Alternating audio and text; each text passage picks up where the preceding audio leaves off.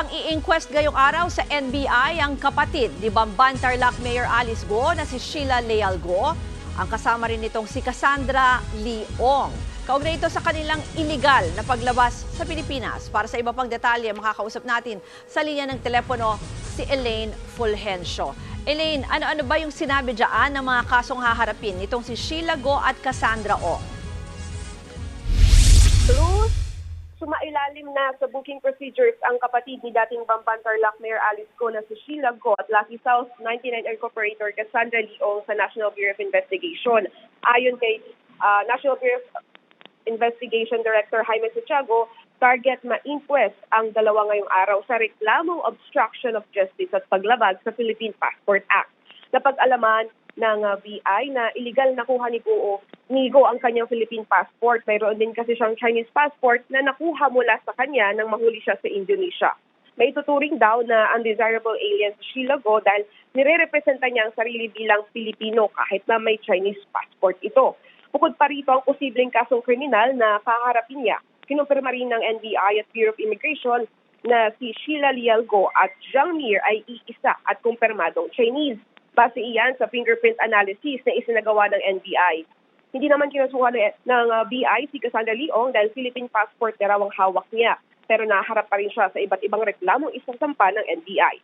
Mananatili muna ang dalawa sa kustodiya ng NBI pero nakikipag-ugnayan na raw sila sa Senado at Kamara para mailipat sa susunod na linggo. Narito naman ang pahayag ng otoridad tungkol dito.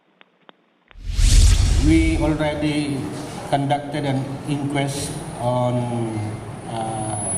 Sheila Go. The charge is on the misrepresentation as a Filipino citizen, fraudulently acquired Philippine passports because mayroon siyang Chinese passport also that we were able to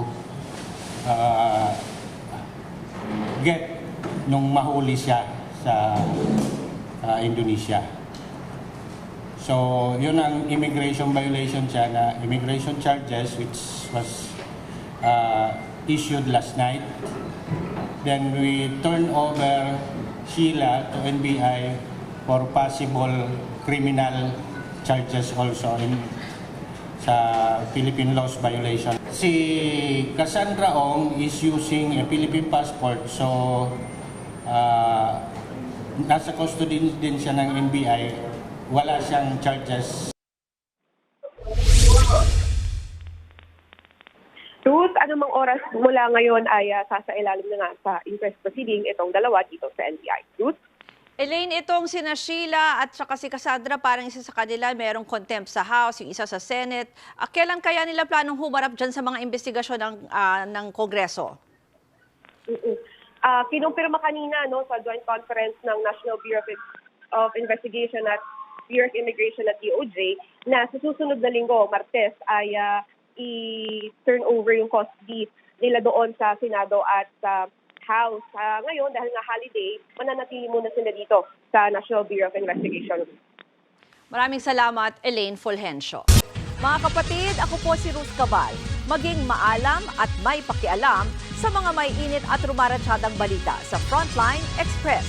Para maging updated sa balitaan, mag-subscribe lang sa social media pages ng News 5.